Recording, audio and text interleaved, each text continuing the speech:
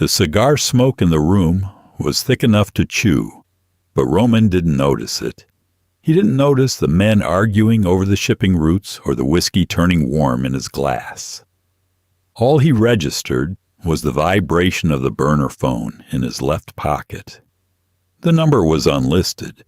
Only one person had it. He pressed the receiver to his ear. Silence. Then a shaky intake of breath.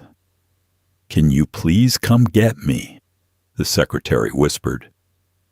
Roman stood up. The meeting was over. Roman Valori ran his operations like a Fortune 500 company. The violence was strictly a last resort, an administrative overhead he preferred to keep off the books. He wore bespoke charcoal suits, kept his ledgers clean, and employed a front office of civilians who thought they were working for a mid-tier logistics firm. Tessa Quinn was one of those civilians. She sat at the front desk of Valori Logistics, a fortress of mahogany and frosted glass. For 3 years she had managed Roman's schedule, filed his tax returns, and brought him black coffee at exactly 8:15 every morning. She never asked why his associates arrived with bruised knuckles, or why the fragile shipments out of the port of Baltimore required armed escorts. She kept her head down. She did her job. Roman liked that about her. He liked the sharp click of her heels on the hardwood, the efficient way she sorted his mail, and the fact that she never flirted with him. She was an anchor to the ordinary world. He was in the middle of a sit-down with the Boyle brothers, a pair of South Side loan sharks trying to muscle in on his dockside storage, when the phone vibrated. Not his primary phone, the encrypted piece of plastic he kept explicitly for absolute emergencies. He held up a hand. Terry Boyle stopped talking mid-sentence. Roman pulled the phone from his pocket. He stared at the screen. It was Tessa's number. He had programmed it in himself the day he hired her, overriding her objections that it was highly unnecessary for the CEO to have his secretary's personal cell. He pressed the green button and brought it to his ear. "Speak." On the other end, he heard the hollow echo of a large room, a draft whistling through poorly sealed windows, and then the sound of someone trying very hard to breathe quietly. "Mr. Valori." Her voice was a thin, fractured thing, barely a thread. Roman's posture shifted. The casual lean of his shoulders vanished. The Boyle brothers, who had been irritated a second ago, suddenly sat back in their leather chairs, sensing the temperature in the room drop. "Tessa, where are you? Can you please come get me?" the secretary whispered. Roman closed his eyes for a fraction of a second. He heard the scrape of heavy boots on concrete through the receiver. Someone was looking for her. He heard a muffled, guttural voice in the background. "Check the back offices." She couldn't have gotten past the loading bay. "Are you at the Pier 41 warehouse?" Roman asked, his voice dropping to a low, flat register. He had sent her there 3 hours ago to drop off standard payroll checks to the foreman. It was supposed to be a 20-minute errand. "Yes," she breathed. "The second-floor manager's office. The door's locked." "But they have keys, Roman. I heard them jingling the keys." She called him Roman. 3 years of Mr. Valori, and the terror had finally stripped the formalities away. "Get under the desk," Roman said. He was already moving toward the door, leaving his coat on the chair. "Keep the phone on. Do not make a sound." "Roman, where are you going?" Terry Boyle demanded, standing up. "We ain't done here." Roman didn't even look at him. He pointed a finger at his underboss, Matteo, who was standing by the wet bar. "Keep them here. No one leaves." Roman walked down the hallway, his thumb pressing a speed dial number on his primary phone as he moved toward the private elevator. The doors slid open. "Carmine," Roman said into the second phone, stepping into the elevator. "I need 2 cars at Pier 41. Now." "How many men, boss?" Roman looked at his reflection in the brushed steel of the elevator doors. His eyes were dead. His jaw set so tight his teeth ached. Tessa was a civilian. She was his civilian. "Just you and the driver to watch the perimeter," Roman said. The elevator jolted as it descended. "I'm going in alone." Tessa sat with her knees pulled tight against her chest, tucked into the dusty space beneath a rusted metal desk. The floorboards were freezing. She could smell old motor oil and the damp, salty rot of the harbor. She pressed her hand over her mouth, trying to trap her own ragged breathing. Her cell phone rested on the floor beside her thigh, the call duration ticking upward in the faint glow of the screen. Roman was still on the line. She couldn't hear him, but knowing the connection was open was the only thing keeping her from hyperventilating. It was supposed to be a simple drop-off. Bring the envelopes, get the foreman's signature, go back to the office, and finish drafting the quarterly report. But the foreman, a heavy-set man named Hodges, hadn't been in his usual booth. Tessa had wandered into the back corridors of the warehouse looking for him. That was when she heard the argument. She had peeked through a crack in the drywall and saw Hodges talking to 3 men she didn't recognize. They weren't Valori men. They wore leather jackets with a different crest, and they were loading crates into an unmarked van. Crates that belonged in Roman's secured lockup. She had accidentally kicked an empty paint can. The sound echoed like a gunshot. The men turned. Hodges pointed at her. She ran. Now she was trapped in the manager's office on the second floor. The lock on the heavy oak door was ancient, a simple push-button mechanism that a hard kick could probably splinter. Heavy footsteps creaked on the wooden stairs down the hall. "She's up here," a voice echoed. It was raspy, thick with a smoker's phlegm. "I saw her run up the fire stairs." Tessa squeezed her eyes shut. Tears leaked out, hot and fast, cutting through the dust on her cheeks. She was 28. She lived in a studio apartment with a rescue cat and a stack of overdue student loans. She had taken the job at Valori Logistics because it paid 30% above market rate. She knew in the abstract that her boss was a dangerous man. But the danger had always lived behind closed doors. It was rumors, whispers, redacted names on invoices. Now the danger was walking down the hall, rattling doorknobs. Clack, clack, clack. The footsteps stopped outside the manager's office. Tessa held her breath. Her lungs burned. A heavy fist pounded on the wood. "Open up, sweetheart. We just want to talk about what you saw. Nobody has to get hurt." Tessa clamped both hands over her mouth. She squeezed her eyes tighter. "Please, Roman. Please." A key slid into the lock. The metal scraped, grinding against the old pins. Then abruptly the rattling stopped. Tessa blinked, staring at the sliver of light coming from beneath the office door. 2 shadows were cast across the gap. The men were standing right outside. "Hey," one of the men outside said. His voice sounded confused. "Who the hell are—" There was a dull, sickening thud. It didn't sound like a movie punch. It sounded like a bag of wet cement hitting a hardwood floor. A sharp, breathless gasp followed, then a heavy crash against the drywall. The building literally shook. Tessa flinched, curling tighter into a ball. Another wet, heavy impact. A sound like a branch snapping. A gurgling groan. Then a dragging sound, followed by silence. Total suffocating silence. The light beneath the door was clear again. The shadows were gone. Tessa stared at the door. Her heart was beating so hard she felt it in her teeth. Had they left? Had someone else found them? A quiet, rhythmic tap sounded against the wood of the door. 3 light knuckles.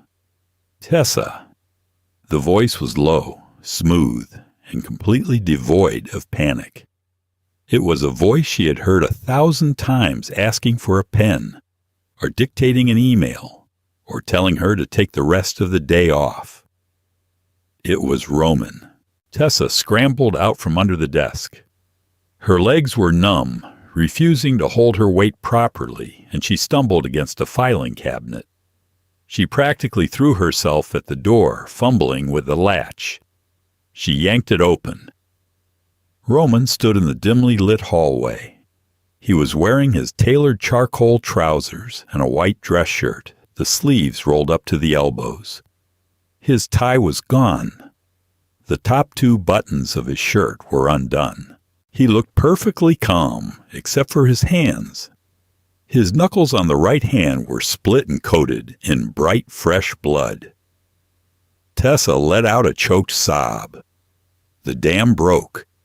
The professional distance she had maintained for 3 years dissolved in a fraction of a second. She reached out, grabbing the fabric of his shirt, her fingers knotting into the cotton. Roman didn't flinch. He didn't pull away. He stepped into the office, his large frame blocking the doorway, shielding her from whatever was in the hallway.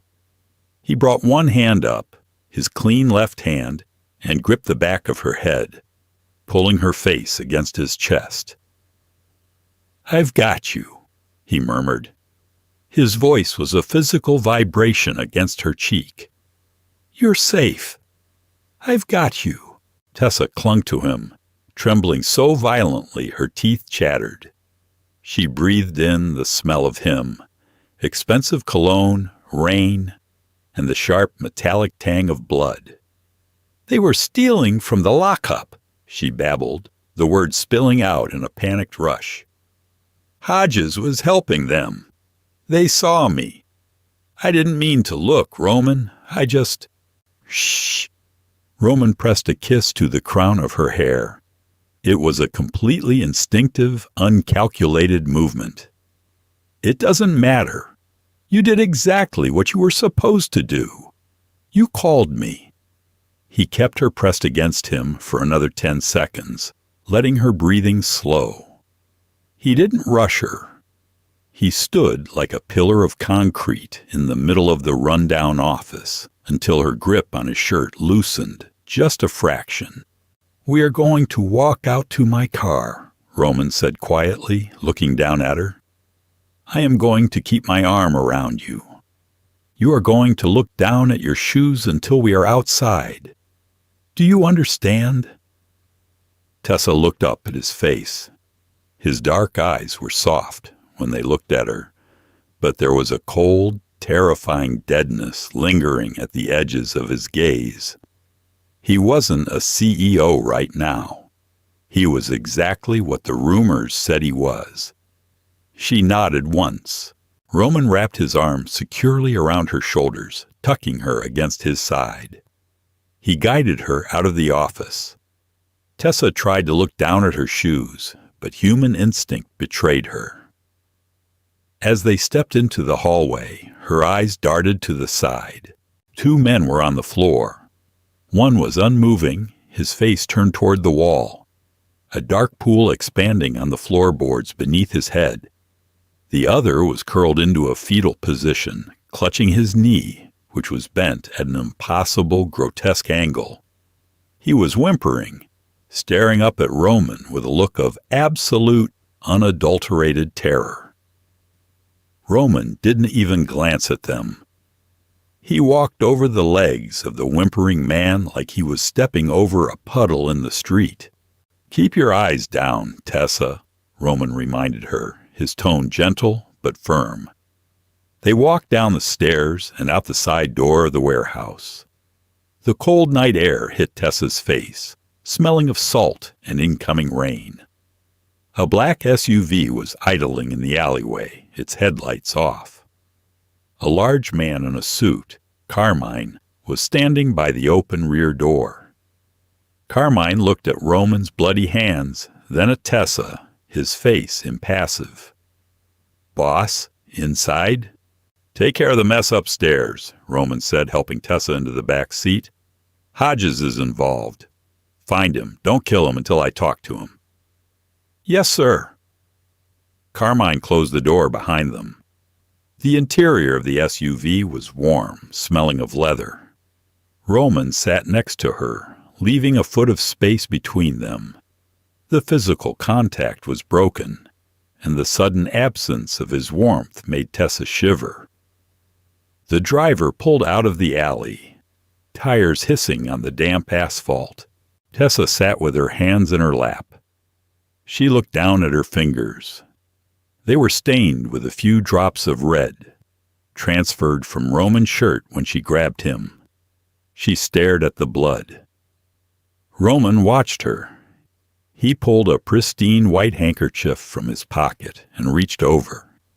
He didn't ask.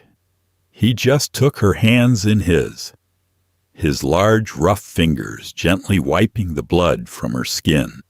"I'm sorry you had to see that," Roman said. His voice was tired now. The adrenaline was fading, leaving behind a heavy exhaustion. Tessa looked away from her hands and up at him. She saw the bruising starting to form on his knuckles.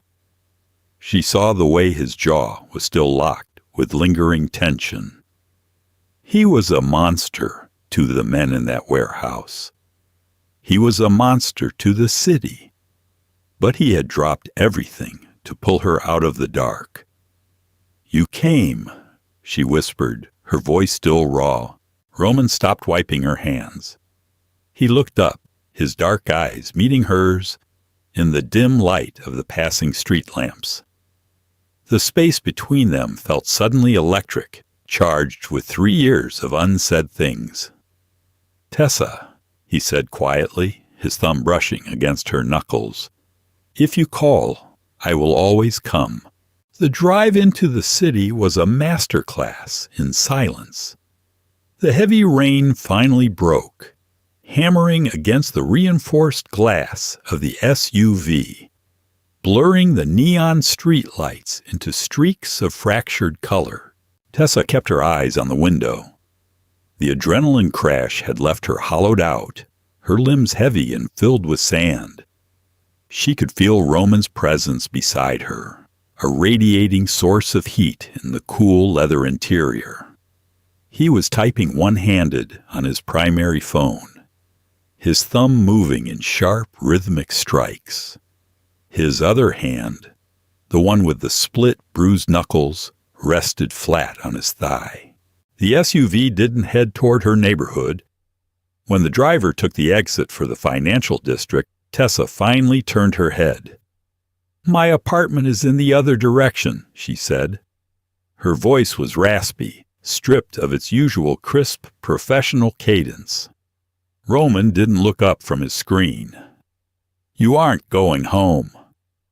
"I need to go home." "Hodges has your employment file, Tessa.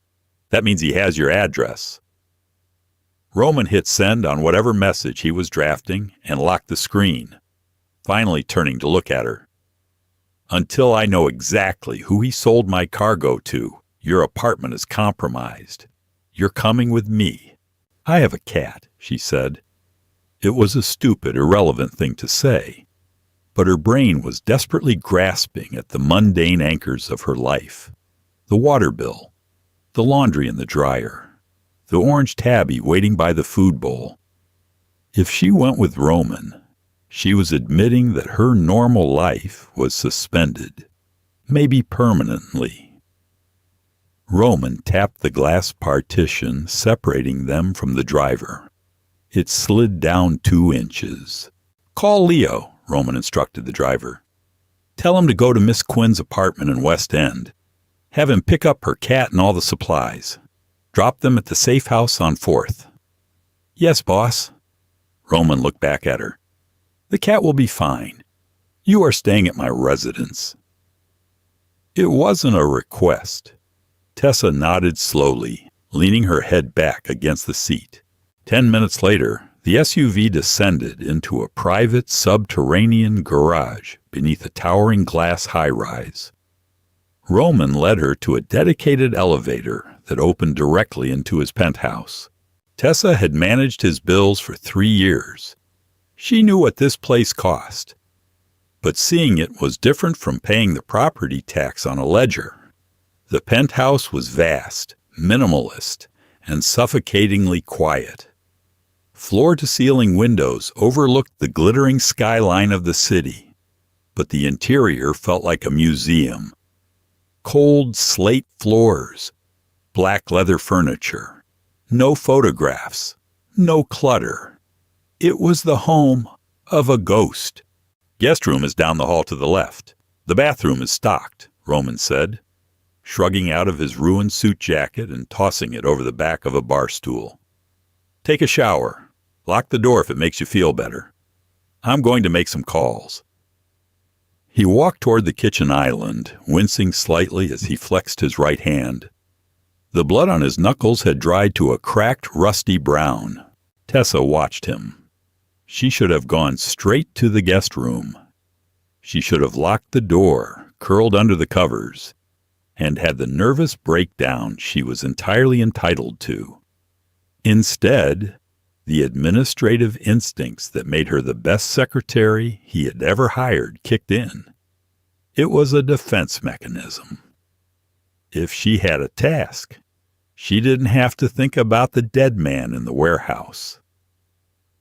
"Where is your first aid kit?" she asked. Roman stopped, turning to look at her from across the granite counter. "I'll handle it." "You only have one good hand right now, and you need it to hold your phone," Tessa said, her voice flattening into the firm, no-nonsense tone she used when he tried to skip his board meetings. "Where is the kit, Roman?" A faint, humorless smile touched the corner of his mouth. He nodded toward the hallway. "Master bathroom. Bottom drawer under the sink." Tessa walked past him, retrieved the white plastic box, and returned to the kitchen. She set it on the counter, flipped the latches, and pulled out a bottle of antiseptic, gauze, and a roll of medical tape. "Sit," she ordered, pointing to a bar stool. Roman sat. He placed his damaged hand on the cool granite, palm down. Tessa poured the antiseptic onto a cotton pad. She didn't ask if it was going to sting. She stepped into his personal space, her hip brushing his knee, and took his hand in hers. His fingers were thick, callous from years of things she didn't want to think about. She pressed the soaked cotton to his torn knuckles. Roman didn't hiss. He didn't pull away. The muscle in his jaw ticked once, but his breathing remained perfectly even. He was watching her face, not his hand. "You're very quiet," Roman murmured, his voice a low rumble in the empty apartment. "I'm focusing," Tessa replied, carefully wiping away the dried blood to reveal the angry split skin beneath. "You aren't trembling anymore." "I've transitioned to shock. It's much more productive." Roman let out a short, rough exhale that might have been a laugh. He shifted slightly, leaning forward so his chest was only inches from her arm. "I'm sorry I brought this to your door, Tessa." She stopped wiping. She kept her eyes on his hand, her thumb resting against his wrist. She could feel his pulse. It was slow, steady, the pulse of a predator at rest. "You didn't bring it to my door," she said quietly. "I walked into the wrong room. I'm a big girl. I knew who I was working for." "Oh, did you?" Roman asked. The question was heavy, loaded with the weight of the men left bleeding on the warehouse floor. Knowing the numbers on a spreadsheet is different from watching a man choke on his own teeth. Tessa finally looked up. His face was inches from hers. The mask of the polished CEO was completely stripped away, leaving only the hardened, ruthless enforcer beneath. He was giving her an out. He was waiting for her to look at him with disgust, to call him a monster, to demand a severance package and a one-way ticket out of state. Tessa looked into his dark, assessing eyes. She thought about the terror of the locked office, the sound of the keys, the absolute certainty that she was going to die in the dark. And then she thought about the sound of Roman's voice on the other side of the door. "You kept me safe," she said, her voice steady. She picked up the gauze and began wrapping his hand, pulling the white cotton tight over his knuckles. "That's the only thing that matters tonight." She taped the end of the gauze, patted the back of his bandaged hand, and took a step back. "I'm going to take that shower now," she said. Roman watched her walk down the hallway, his bandaged hand resting on the counter. For the first time in 10 years, he didn't know what his next move was. Morning in the penthouse was glaringly bright. Tessa woke up in a bed the size of a small island, enveloped in sheets that felt like spun silk. For 3 seconds, she forgot where she was. Then the memory of the warehouse crashed down on her like a dropped piano. She sat up. Her clothes from yesterday were folded neatly on a chair by the window. They had been cleaned and pressed overnight. There was a fresh toothbrush still in its wrapper by the bathroom sink. Roman Valori's world operated on an invisible machinery of favors and silent staff. She showered, dressed in her freshly pressed skirt and blouse, and walked out into the main living area. The smell of dark roast coffee hit her immediately. Roman was standing by the floor-to-ceiling windows, wearing fresh charcoal trousers and a black turtleneck. He had an iPad in his left hand, swiping through documents. On the coffee table behind him sat a steaming mug of black coffee, and next to the mug, resting casually on top of the morning newspaper, was a black, suppressed semi-automatic pistol. It was a jarring juxtaposition. It was the reality of Roman Valerie perfectly encapsulated. "Morning," Roman said without turning around. "There is coffee in the kitchen. Your cat is currently terrorizing the security detail at the safe house. He ate half a pound of imported salmon." Tessa walked into the kitchen, poured herself a cup of coffee, and leaned against the counter. "His name is Barnaby, and he has a sensitive stomach. You're going to be paying for carpet cleaning." Roman turned, the iPad dropping to his side. He looked at her, his dark eyes scanning her face, assessing her mental state. He seemed satisfied by whatever he saw. "I can afford it." His primary phone rang. It was a harsh, sharp trill that cut through the quiet morning. Roman set the iPad down, picked up the phone, and answered without looking at the caller ID. "Speak." Tessa watched him. She watched his posture shift, the casual domesticity evaporating instantly. The temperature in the room seemed to drop 10 degrees. "Where?" Roman asked, a pause. "Is he talking?" Another pause. Roman's jaw tightened. The muscle feathered near his ear. "Keep him there. Empty the building. I'm on my way." Roman hung up the phone and slipped it into his pocket. He walked over to the coffee table and picked up the weapon, checking the chamber with practiced, fluid efficiency before tucking it into a holster at the small of his back. He didn't look at her as he put on his suit jacket. "I have to leave. The building is secure. I have 3 men in the lobby and 2 in the service elevator. Do not order delivery. Do not open the door for anyone." Tessa took a sip of her coffee. It was scalding hot and perfectly bitter. "It's Hodges, isn't it? Carmine found him." Roman stopped at the front door. He turned slowly, his hand resting on the heavy brass handle. He didn't patronize her with a lie. Yes, we picked him up at a motel off Interstate 95. He was trying to get a bus to Montreal. What happens now? Now I conduct an audit, Roman said flatly. Tessa set her mug down on the counter. The ceramic clinked loudly in the quiet room. She crossed her arms over her chest, suddenly feeling very cold. She wasn't a child. She watched the news. She knew what happened to people who stole from the Valori family. They ended up in the foundation of new high-rises or floating in the bay. "He's going to beg," Tessa said softly. Roman walked back toward the kitchen, stopping a few feet from her. His presence was overwhelming, a dark gravitational pull. "He stole $2 million in uncut product, Tessa. That is business. I can tolerate bad business. I can negotiate it." Roman reached out, his bandaged hand gently brushing a stray lock of hair behind her ear. His touch was incredibly light, a stark contrast to the violence she knew he was about to commit. "But he sold out my schedule. He put you in a locked room with men who had no rules," Roman continued, his voice dropping to a dangerous silken whisper. "That is not business. That is a debt, and I collect my debts." Tessa stared at his chest.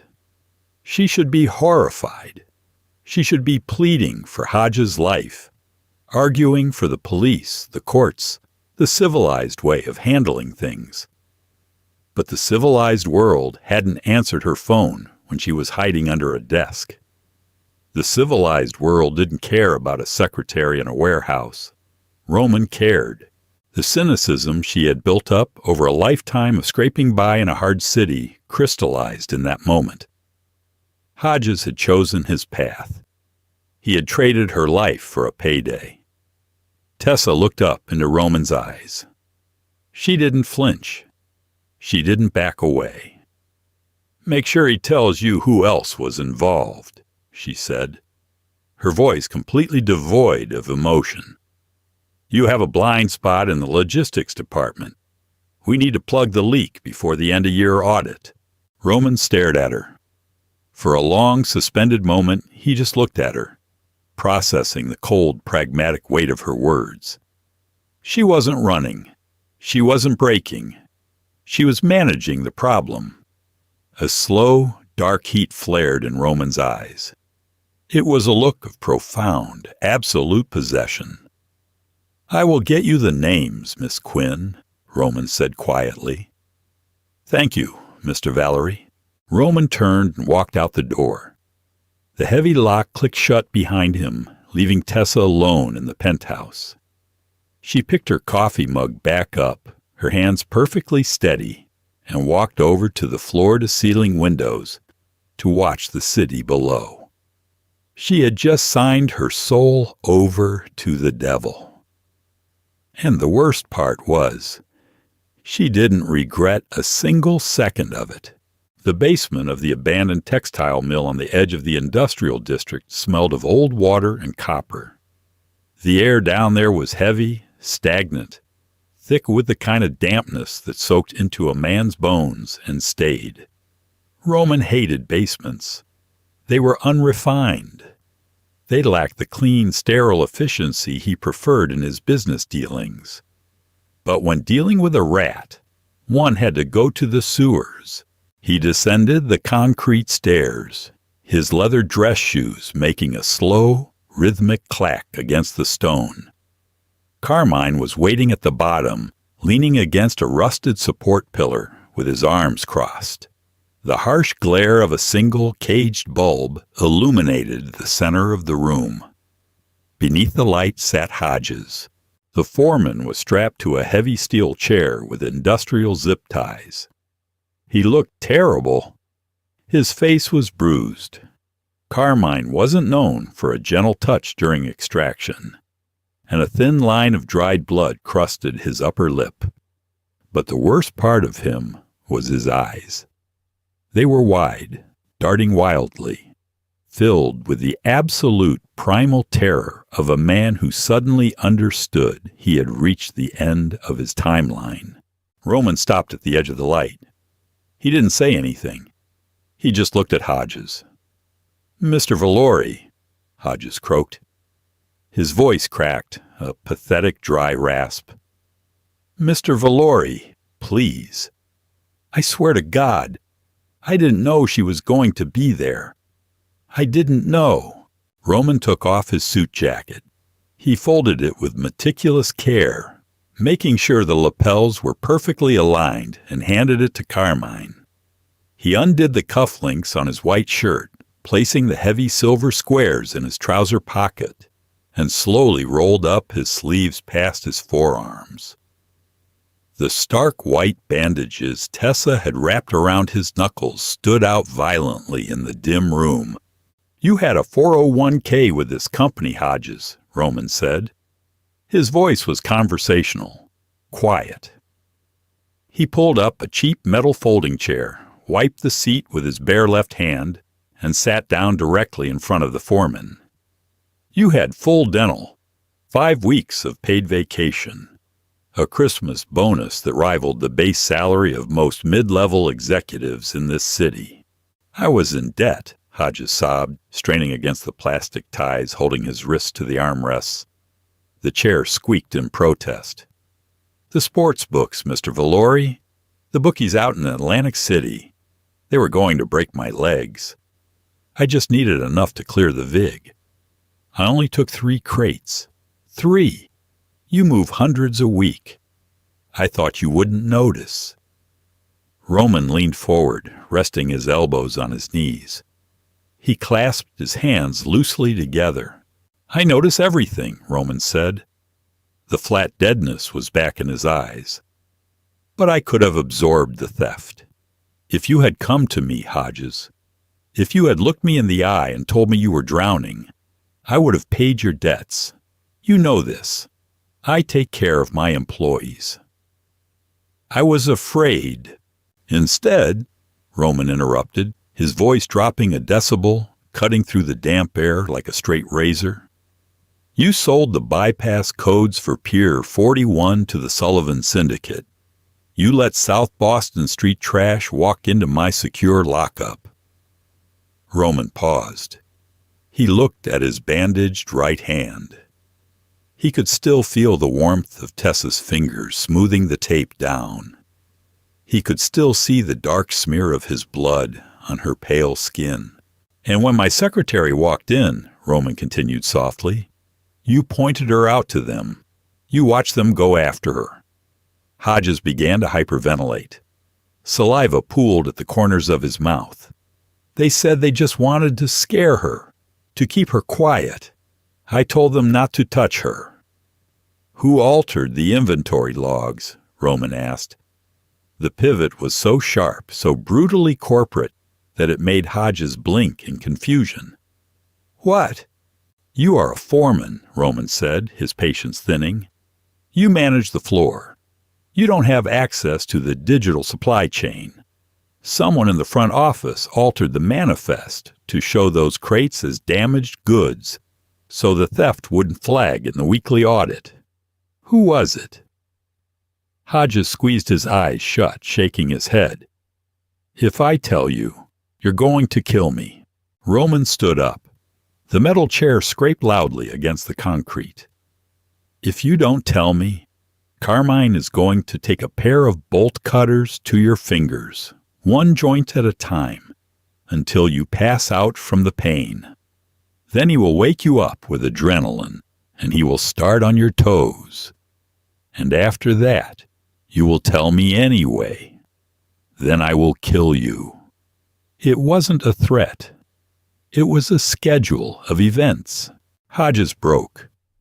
The fight vanished from his body, leaving him slumped against the plastic ties, a hollowed-out husk of a man. "Donovan," Hodges wept, the name spilling out with a wet sob. "Gary Donovan, the night shift logistics manager. He has the clearance codes. He split the money with me." Roman looked over his shoulder at Carmine. Carmine gave a single brief nod and pulled out his phone to send the text. Gary Donovan wouldn't make it to his shift tonight. Roman turned back to Hodges. He reached behind his back, slipping the heavy, suppressed pistol from its holster. "Mr. Valori, please," Hodges begged, tears streaming down his bruised face. "I have a daughter in college. Please." "Well, you should have thought of her before you locked Tessa in that room." Roman raised the weapon. He didn't blink. The suppressed gunshot sounded like a heavy textbook being dropped flat on a concrete floor. A sharp crack, followed by a dense thud. Hodges' head snapped back, then fell forward, his chin resting against his chest. Roman lowered the gun. He didn't look at the body. He engaged the safety, slid the weapon back into its holster, and turned to Carmine. "Clean it up. Bury him deep. No loose ends on this one." Roman took his jacket from Carmine, slung it over his shoulder, and walked back up the concrete stairs. He needed a drink, and he needed to see his secretary. Miles away in the quiet, climate-controlled silence of the penthouse, Tessa sat at the massive kitchen island. She had made a pot of Earl Grey tea an hour ago. It had gone completely cold. She hadn't taken a single sip. In front of her sat her secure work laptop. She had VPN into the Valori Logistics mainframe. For the last 3 hours, she had been running a brutal forensic analysis of the company's supply chain database. She wasn't trembling anymore. The fear that had paralyzed her in the warehouse had burned off, leaving behind a cold, crystalline focus. She was doing what she did best. She was finding the errors. Tessa cross-referenced the shift schedules at Pier 41 with the digital manifests of the last 3 months. She looked for anomalies, crates marked as damaged in transit and written off for insurance purposes. Normal people in her position would be packing a bag. They would be calling the police, begging for witness protection, trying to disappear before the Mafia boss returned to finish whatever dark business he was engaged in. But Tessa had spent her whole life watching the system fail.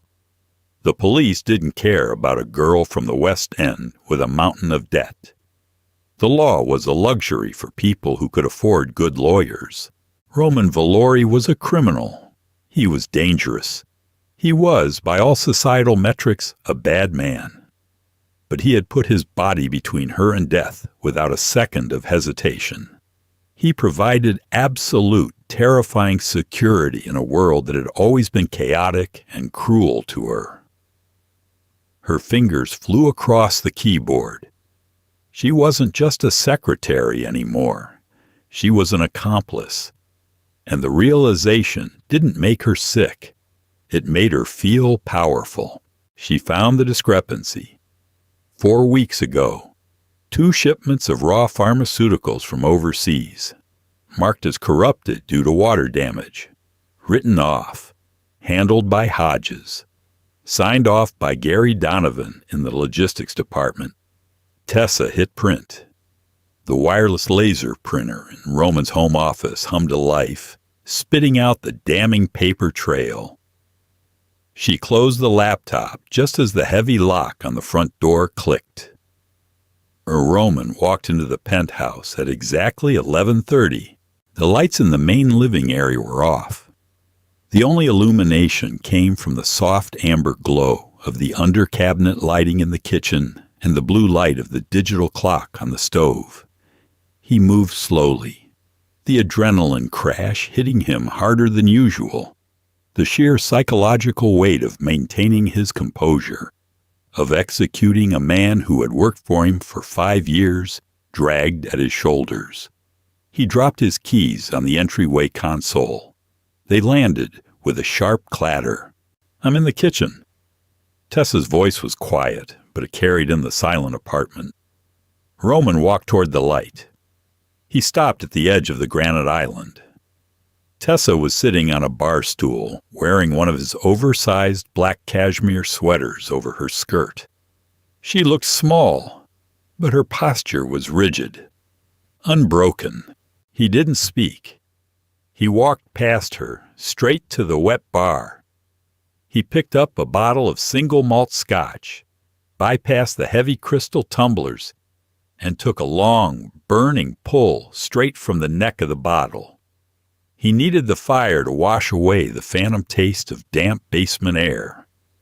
He set the bottle down with a heavy thud. He leaned forward, gripping the edge of the counter, his head bowed. He waited for her to ask. He waited for the inevitable question. Is he dead? Did you kill him? But Tessa didn't ask. Instead, she slid a stack of freshly printed papers across the granite island. They stopped directly near his elbow. "Gary Donovan," Tessa said. Her voice was entirely devoid of inflection. It was the exact tone she used when informing him his 3 o'clock meeting was canceled. "Night shift logistics manager. He authorized the fake damage reports. He's been skimming from the secondary warehouse for at least 4 months. Total estimated loss is roughly $2.4 million in street value." Roman froze. He stared at the papers. He slowly turned his head to look at her. "You found this tonight," Roman stated. It wasn't a question. "You said we had a blind spot," Tessa replied calmly. "I audited the department. The paper trail is sloppy. Donovan used his personal login to overwrite the automated system. He's arrogant or stupid, probably both." Roman turned around fully. He looked at the woman sitting at his kitchen island. She hadn't asked about the violence. She had bypassed the moral implications entirely and simply solved the logistical problem that led to the violence in the first place. He walked slowly toward her. He stopped a foot away. The air between them suddenly felt suffocatingly thick, charged with an undeniable heavy gravity. "Hodges gave me Donovan's name 10 minutes before I put a bullet in his head," Roman said softly, deliberately brutal, testing her limit. "Carmine is currently picking Donovan up from his apartment." Tessa didn't flinch. Her eyes locked onto his. "Good. The company can't afford a structural leak like that." Roman's chest tightened. He reached out, his bandaged right hand gripping the edge of the counter next to her hip, trapping her in his space. He leaned down, his face inches from hers. He smelled like expensive scotch, rain, and the metallic, unmistakable scent of gunpowder. "Tessa," he murmured, his voice a dark, rough warning. "Do you understand what you are doing right now?" "I'm doing my job, Mr. Valori." "No, you aren't." Roman's left hand came up. He didn't ask for permission this time. He cupped her jaw, his thumb brushing over the soft skin of her cheekbone. His touch was firm, possessive. A secretary files taxes and orders coffee. A secretary screams when a man comes home with blood on his shoes. You are looking at a murderer, and you are handing him a target package. Tessa leaned into his hand. It was a microscopic movement, but Roman felt it. It sent a shock wave of heat straight to his core. "I'm looking at the man who came to get me," Tessa said, her voice dropping to a whisper. The cynicism in her eyes cracked, revealing the raw, beating heart beneath. "I spent my whole life playing by the rules, Roman. The rules get you locked in a room with monsters. The rules get you killed. If the choice is between being a victim or being on your side of the ledger." She reached up, her small hand wrapping around his wrist. "I choose your side of the ledger." Roman stared at her. For years he had kept his two lives entirely separate. The clean corporate world and the dark, violent reality of his true nature. Tessa was the bridge. She had walked through the fire of his world and come out forged in steel. He didn't want to corrupt her. But God, he was a selfish man. He wanted her exactly like this. Cold, brilliant, and standing by his side in the dark. "There is no going back from this," Roman said, his voice dropping an octave, rough with a sudden surging desire he couldn't mask. "If you step into this life, you stay. You don't get to walk away when the ledger gets too bloody. You belong to me, to all of it." "I know." Roman exhaled a jagged breath. He moved his hand from her jaw to the back of her neck, tangling his fingers in her hair, and brought his forehead down to rest heavily against hers. He closed his eyes. "You're a terrifying woman, Miss Quinn." "You need an executive assistant, Roman," she breathed against his lips, the formality of his name finally slipping away completely. "Your operations are a mess." A low, dark chuckle vibrated in Roman's chest. He pulled her against him, burying his face in the curve of her neck, breathing in the scent of her vanilla shampoo over the stench of the night's violence. The line had been crossed. The front desk was empty, and the boss had finally found his partner. The Valori Logistics headquarters was quiet at 6 in the morning. The janitorial staff had already polished the marble floors of the lobby, leaving behind the faint, sterile scent of lemon wax. Roman and Tessa walked through the double-glass doors together. For 3 years, this was the point where they would separate. Roman would take the private elevator to the executive suite, and Tessa would veer left toward the reception desk to begin sorting the overnight mail. Today, she didn't veer left. She walked straight past the front desk, her heels clicking a sharp, authoritative rhythm on the marble, and followed Roman into the private elevator. Roman hit the button for the top floor. The doors slid shut, sealing them in the mahogany-paneled box. He looked down at her. She was wearing a perfectly tailored charcoal skirt suit, a subtle, perhaps unconscious mirror of his own wardrobe. She held a thick manila folder against her chest. Her face was completely unreadable. "Carmine put him in the main conference room," Roman said. His voice was low, devoid of the morning gravel, already calibrated for business. "You don't have to be in there for this, Tessa. It will be unpleasant." "Donovan isn't Hodges," Tessa replied, not looking away from the elevator doors. "He's a white-collar thief. He thinks he outsmarted a bunch of thugs. If you just beat him, he'll die thinking he was smarter than you. I want him to know exactly how he got caught." The elevator dinged. The doors opened to the executive suite. "Lead the way, Miss Quinn," Roman murmured. The main conference room was a marvel of corporate intimidation. Floor-to-ceiling glass overlooked the harbor, and a massive slate table dominated the center of the room. Gary Donovan sat in a high-backed leather chair at the far end. Donovan was a slim man in his late 30s, wearing a wrinkled dress shirt and a look of manufactured outrage. 2 of Roman's men stood by the door, their hands resting casually near their waistbands. Donovan stood up the moment Roman walked in. "Roman, this is insane. Your goons pulled me out of my bed at 3 in the morning. I demand to know what this is about." Roman didn't answer. He walked to the head of the table, pulled out a chair, and gestured for Tessa to sit. She sat. Roman remained standing behind her, his large hands resting on the back of her chair. It was a clear, unmistakable physical declaration of hierarchy. Donovan looked at Tessa, his brow furrowing in confusion. "Tessa, what is the receptionist doing here?"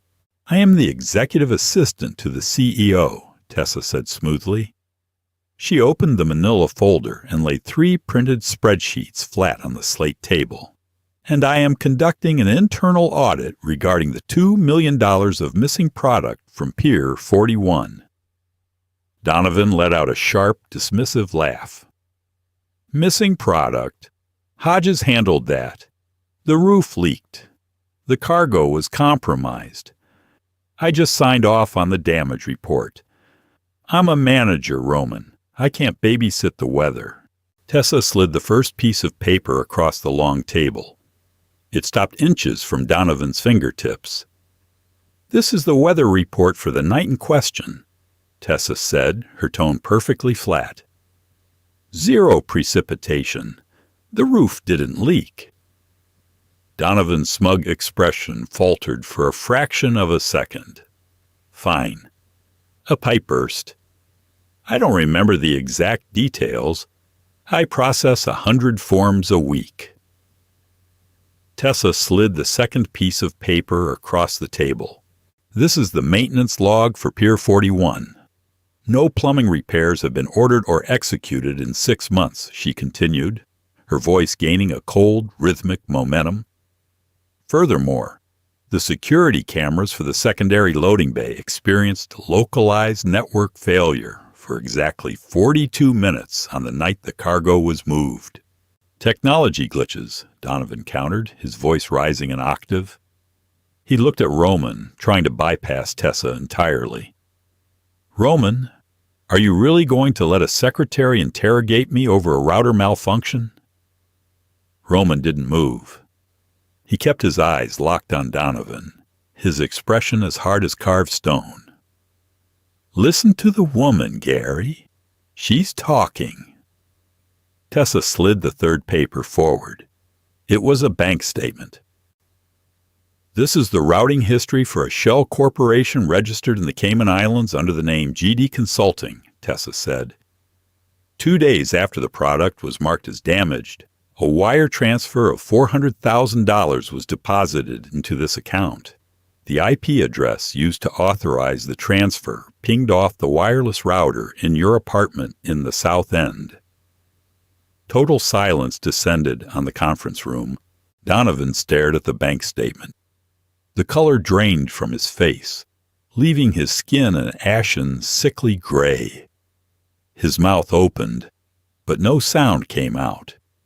The manufactured outrage evaporated, replaced by the crushing realization that he had left a digital blood trail wide enough to drive a truck through. You didn't just steal, Tessa said quietly, closing the empty manila folder. You left the company exposed. You sold the security bypass codes to the Sullivan Syndicate. You used the company network to run your embezzlement, creating a direct liability for Mr. Valori. It was sloppy, Gary. It was embarrassing. Donovan's knees buckled. He fell back into his chair. He looked at Roman, his eyes wide with panic. Roman, wait. I can give the money back. I haven't touched it. I swear to God. Roman finally moved. He walked around the table, his footsteps heavy and deliberate. He stopped beside Donovan's chair. The Sullivans thought they could walk into my house because you left the door unlocked, Roman said. His voice was a low, terrifying rumble. They locked my people in a room. They threatened my assets. I didn't know, Donovan shrieked, gripping the armrests. I just gave them the codes. I didn't know anyone was going to be there. Ignorance is not an acceptable defense in this company, Roman stated. He reached out with his bandaged right hand and gripped the back of Donovan's neck. His fingers dug into the nerve clusters. Donovan let out a strangled gasp. Roman leaned down, speaking directly into Donovan's ear. You are terminated, Gary. Effective immediately. Roman released his grip. He looked at the 2 men standing by the door. Take him down to the basement of the old Navy Yard, Roman ordered. Get the account passwords, recover the funds. When the money clears our accounts, give him his severance package. No! Donovan screamed as the 2 men grabbed him by the arms, hauling him out of the chair. Tessa! Tell him! Tessa, please! Tessa didn't blink. She sat perfectly still, her hands folded neatly on top of the closed manila folder, and watched as Gary Donovan was dragged kicking and screaming out of the glass conference room. The heavy doors clicked shut. The room was silent again, save for the distant hum of the central air conditioning. Roman walked slowly back to the head of the table.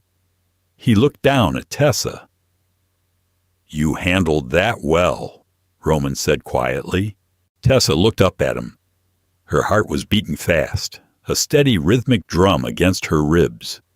She felt no pity for the man who had just been dragged to his death. She only felt a profound, absolute sense of security. She had eliminated the threat. "The company is secure, Mr. Valori," she said. Roman reached down, gripping her upper arms, and pulled her to her feet. He didn't let go. He pulled her flush against his chest. "The company is fine," Roman murmured, his dark eyes searching her face, looking for any sign of regret. "How are you?" Tessa rested her hands flat against the lapels of his suit jacket. She felt the heavy, solid muscle beneath the wool.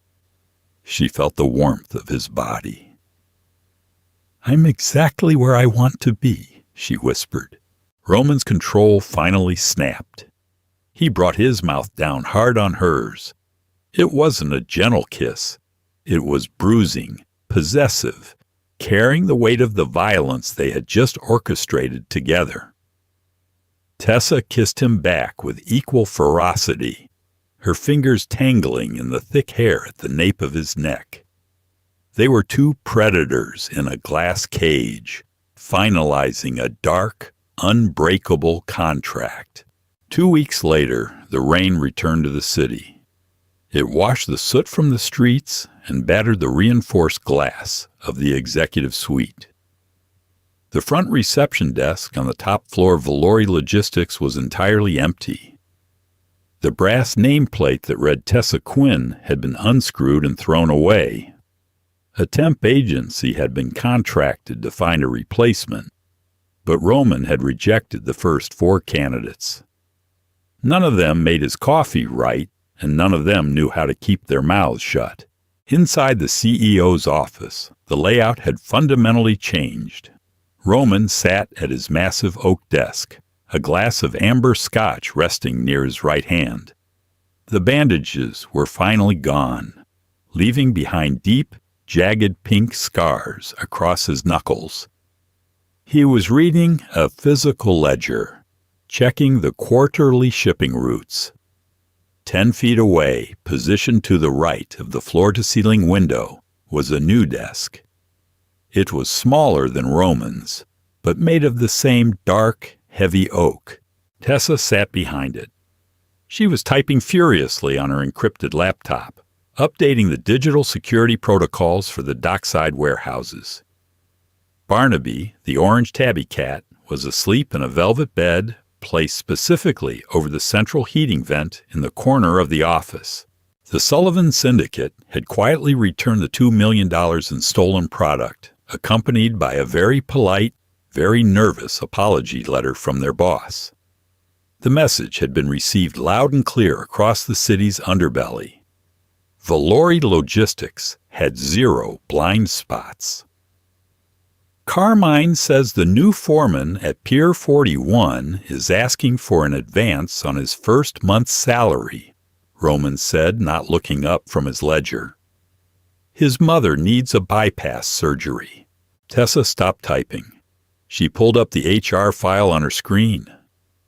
"Marcus Vance," Tessa read, scanning the background check. "Clean record. 20 years on the docks. Good credit score. No gambling debts, no offshore accounts." "Do we authorize it?" Roman asked. He was deferring to her. It wasn't a test. It was a genuine consultation. The operational structure of the family had shifted. Roman handled the streets, the blood, and the fear. Tessa handled the money, the logistics, and the internal audits. They were two halves of a terrifyingly efficient engine. "Authorize it," Tessa said, closing the file. "Cut the check from the legitimate payroll account.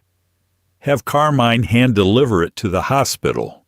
Buy his loyalty with grace, not fear." Roman closed the ledger. He picked up his scotch glass and took a slow sip, his dark eyes fixed on her.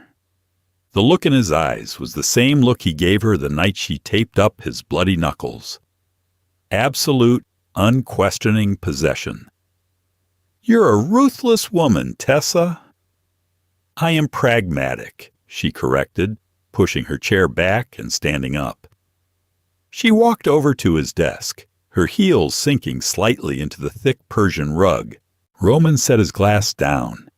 He swiveled his chair to face her, pulling her by the hips to stand between his knees. He wrapped his arms around her waist, resting his head against her stomach. It was an incredibly vulnerable posture for a man who ruled the city with an iron fist. But in this room, behind locked doors, there was no armor. Tessa ran her fingers through his dark hair, a quiet, soothing motion. "The end-of-year audit is completely clean," she murmured, looking down at the scarred hands resting on her hips. "The leaks are plugged. The money is washed." "Good," Roman said, his voice a low vibration against her body. He pulled back slightly, reaching into his interior jacket pocket. He withdrew a small, heavy object and set it on the oak desk. It was a black, encrypted burner phone, exactly like the one he carried. "Only 3 people have the number to this phone," Roman said, looking up into her eyes. "Carmine, the offshore accountant, and me." Tessa stared at the piece of plastic. It wasn't a ring. It wasn't a traditional declaration of love. In their world, it was something far more intimate. It was absolute power. It was the keys to the kingdom. She picked up the phone. It felt heavy in her palm. "If this phone rings," Roman continued, his voice dropping to a dark, solemn vow, "it means I need you." Tessa looked at the man who had pulled her out of the dark. The man who had killed for her, who had burned down his own house to keep her safe. She didn't want the ordinary world anymore. She didn't want the illusion of safety. She wanted the reality of him. She slipped the encrypted phone into the pocket of her skirt. "If you call," Tessa whispered, echoing the promise he had made to her in the back of a bloody SUV, "I will always come." If you felt the tension and loved the dark, dangerous chemistry between Roman and Tessa, make sure to hit that like button. This is just the beginning of our deep dives into gritty, emotional mafia romance. Want more intense stories where loyalty is forged in blood and the heroine runs the empire? Subscribe to the channel and ring the notification bell so you never miss an upload. Drop a comment below. Would you have made the same choice as Tessa? Share this video with your fellow dark romance readers, and we'll see you in the next story.